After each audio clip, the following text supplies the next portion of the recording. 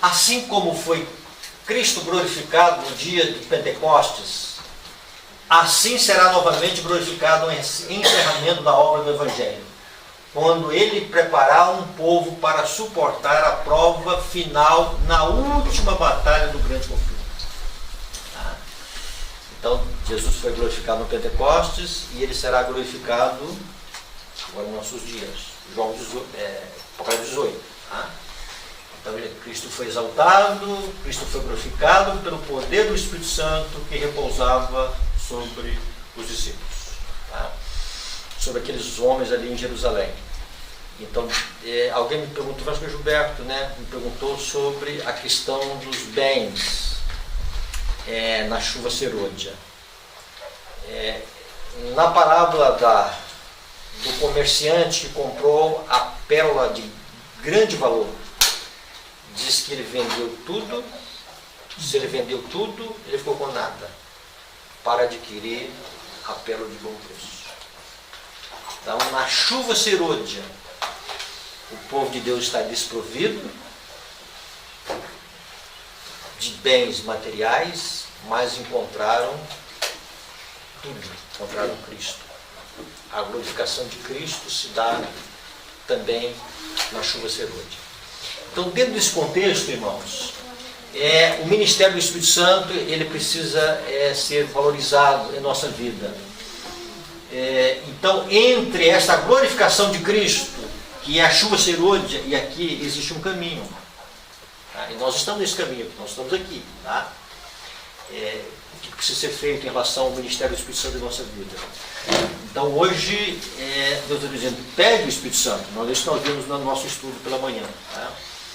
E no amanhã Deus está dizendo, olha, vocês vão receber o que vocês pedem. Mas entre esse pedir e esse receber, existem algumas coisas. É aqui que nós precisamos entender. Primeiro, sobre a personalidade do Espírito Santo. Já falamos um pouquinho sobre isso, mas vamos só ver esse texto aqui. O Espírito Santo tem personalidade. Do contrário, não poderia testificar ao nosso espírito e com o nosso espírito que somos filhos de Deus. Deve ser também uma pessoa divina. Do contrário, não poderia perscrutar os segredos que jazem ocultos na mente de Deus. Assim também ninguém sabe as coisas de Deus, senão o Espírito de Deus. Isso aqui é um texto, tanto de profecia como da Bíblia, que só vai entender as coisas de Deus quem é Deus. Nós entendemos pouco acerca de Deus, porque nós somos humanos. Mas o Espírito Santo não, ele que revela as coisas de Deus para nós. Segundo passo, em submissão.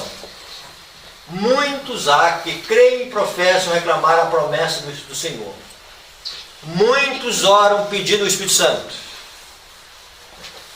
Creem que devem orar pedindo o Espírito Santo. Falam acerca de Cristo e acerca do Espírito Santo. E todavia não recebem nenhum benefício. Não entregam a alma para ser guiada e regida pelas forças divinas. Não podemos usar o Espírito Santo.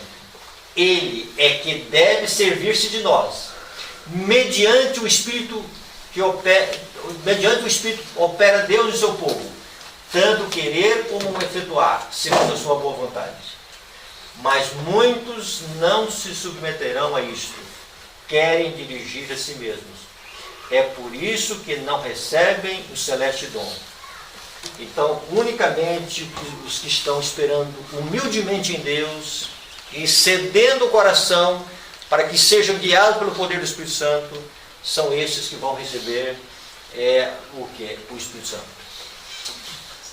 Outro ponto, irmãos, da rejeição do Espírito Santo é o dom profético.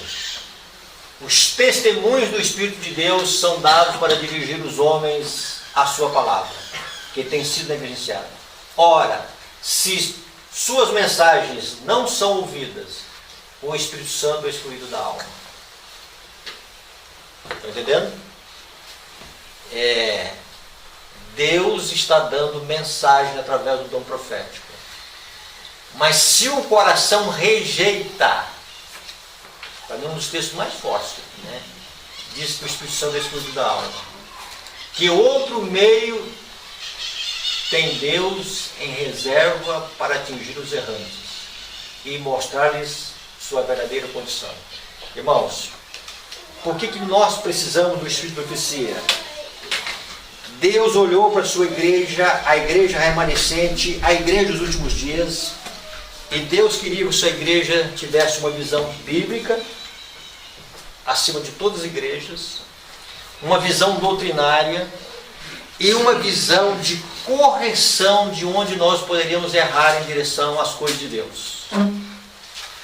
Onde nós estaríamos dificultando a nossa relação em apresentar para o mundo a semelhança com Jesus. E Deus deu o dom profético. E o que as pessoas fazem muitas vezes? Diz, não, os escritos dos profecias são opcionais. Somente conselhos. São conselhos. São coisas que da época dela tem que colocar no contexto, né? E em alguns momentos até jogam pedra na mensageira.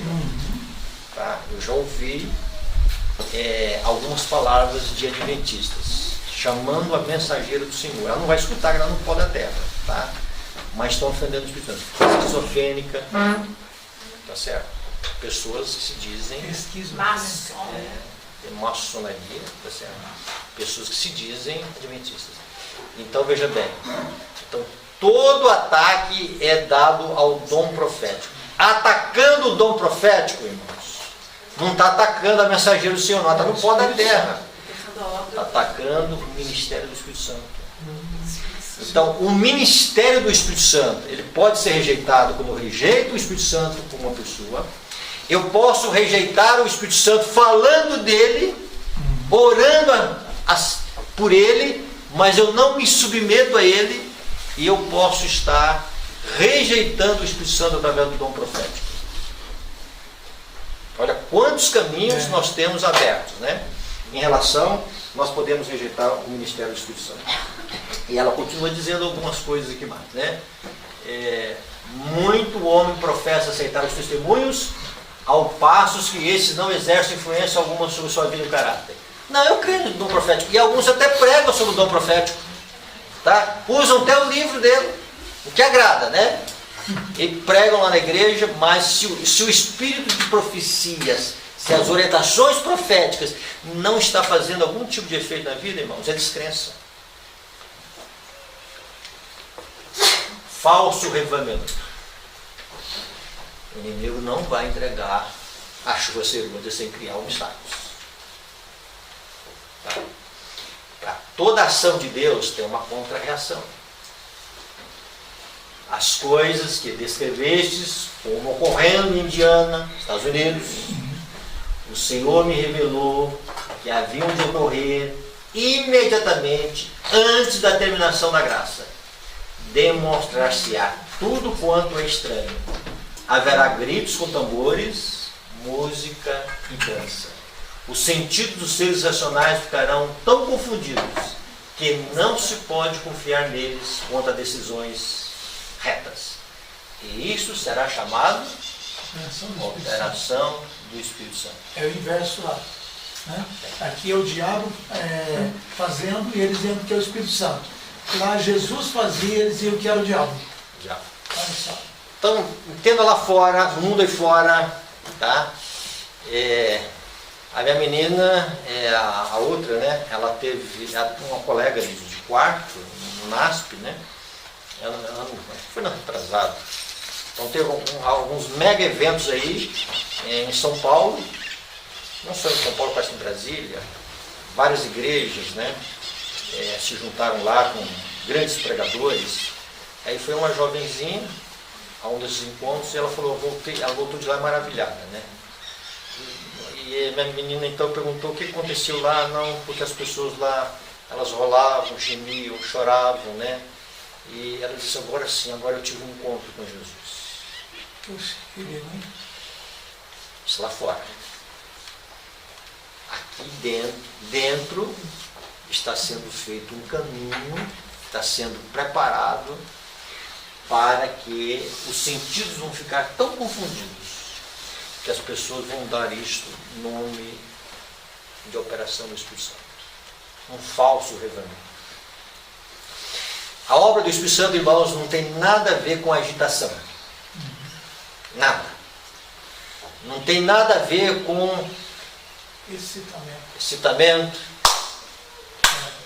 Nada. Tá? O Espírito Santo, ele só trabalha na serenidade.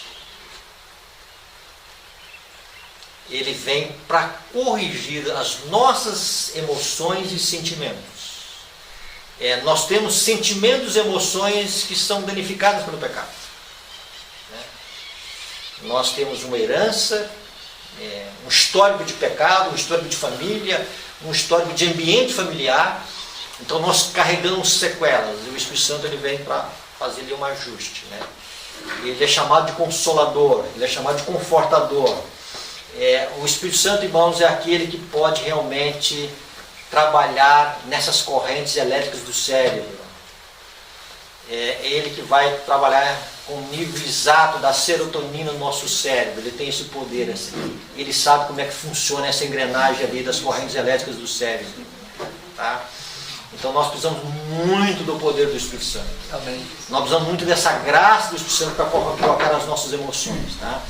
E o culto que o Espírito Santo quer que nós estejamos oferecendo para Cristo, irmãos, um culto racional, um culto em que o coração se rende ao poder convincente de Cristo e olha para Jesus e diz o seguinte: Jesus é o centro de minha vida. Tá? O que nós está fazendo? Ele já está despertando um ministério paralelo ao que Deus quer para que nós estejamos sendo enganados. Então as coisas não acontecem da noite para o dia. Quando nós temos uma visão na igreja primitiva, como é que começou o culto a homens que no passado eram homens de Deus, que morreram nas mãos do Império Romano, foram mártires e que vão estar no céu. E como é que a igreja então começou a adorar esses homens? Então, não foi da noite para o dia assim. Vamos fazer aqui uma homenagem a Perpétua, que morreu martirizada. Vamos fazer aqui uma homenagem ao Sebastião, tá? São Sebastião, né? Que foi um homem de Deus. Né? E como é que vamos fazer aqui uma homenagem? Hoje vamos fazer aqui alguma coisa, vamos fazer uma data aqui relembrando, né, esses mártires. Olha, vamos fazer mais uma coisinha aqui. Olha, quem sabe a gente faz um almoço aqui relembrando, né? Quem sabe a gente faz isso aqui? Quem sabe a gente faz isso aqui? O tempo foi passando. Olha, esses homens estão no céu. E eles precisam ser agora os nossos intercessores. Então, quando a gente vê o que ela vai dizendo em Diana, vamos, não é da noite para o dia, né? Então, tem um processo ocorrendo, né? Tem um culto voltado para nós, né? Que mensagem eu vou ouvir nessa manhã? Vamos para a igreja pensando numa mensagem. O que o pregador vai falar para mim? Cristocêntrico ou antropocêntrico? Tá. Então o centro passa a ser um homem, né? E se ele falar alguma coisa que eu devo consertar, esse pregador não presta. Tá? Mas se ele fizer lá alguma coisinha que ele agrada os meus ouvidos, né? Encanta os meus olhos, esse homem é de Deus. Tá? O pregador é de Deus. Tá? E aí o que acontece? Mas se ele falar de reavivamento e reforma, tá? Aí vem uma música, né? E um dia desse eu estava numa igreja e ia cantar uma música, né? Soube que ele me amava. É uma música que ela é do estilo agora, tem um estilo diferente agora. Agora nós estamos entrando no estilo gospel romântico. Então agora o que eles estão cantando agora? Estão cantando músicas românticas. Tá? Não é assim, vamos dizer o seguinte, a música romântica o que ela faz? Ela fala de amor. Ela fala do casal que está se arreatando, né? Aí tem um clipe lá, o marido brigando com a esposa, discutindo alguma coisinha lá, a esposa sai, daí a pouco ele sai atrás, né? E a música dá esse enfoque, né? Então é o seguinte, e ela vai entrando, e é interessante que quando eu vi a pessoa cantando, ela não cantou sabendo que ela estava cantando. Tá? E a igreja dizendo amém depois no final, né? Mas era uma música romântica, só romântica, né? Ela foi feita de uma forma romântica. Uma cantora evangélica, né? E aí é o seguinte, então nós estamos vivendo agora no mundo romântico, né? Isto vai entrando assim lentamente, né? Lentamente. E a igreja vai dizendo amém, amém e amém, tá? Então o caminho de Indiana está sendo preparado, tá? Para isto ser chamado operação do Espírito Santo. Não, pastor, não tem tambor ainda, né? Não tem ainda, vamos dizer o seguinte, a dança não tem ainda, né? Não tem, né? Tambor e dança não estão em todas as igrejas, mas já tem algumas. Então é o seguinte, né? Então essas coisas estão chegando, tá, irmãos? Estão chegando. E aí o que acontece é o seguinte, tá? Essas coisas estão chegando. Então que Deus tenha misericórdia de nós, porque nós vamos viver em dias, né? E a operação do erro vai dizer que nós temos uma manifestação do Espírito Santo na igreja. O Espírito Santo, ele quer fazer milagres na nossa vida? Sim. Ele quer fazer curas físicas? Sim. Mas a maior obra que o Espírito Santo quer fazer no nosso coração, irmãos, é corrigir os nossos defeitos. Amém. Se nós concentrarmos nisto, tá? E o Espírito Santo nunca vai trabalhar fora da palavra de Deus.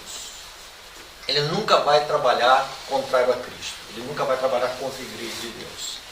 E se nós tivermos essa visão, e junto com isto, a visão de que ele nunca vai contra o Espírito de profecia, nós vamos ter o seguinte, nós vamos ter uma segurança em relação à obra do Espírito Santo. E aí nós vamos entender o ministério do Espírito Santo, para que o ministério do Espírito Santo ele esteja sendo valorizado em nossa vida. E a gente consegue ver aqui quantas coisas, né, dificuldades que nós podemos ter com o Espírito Santo, né? Não aceitar o Espírito Santo como uma pessoa, o outro lado, aceitar como uma pessoa, mas não deixar que ele possa direcionar a nossa vida, tá? Rejeição da Espírito de profecia e um falso revelamento acontecendo na nossa vida.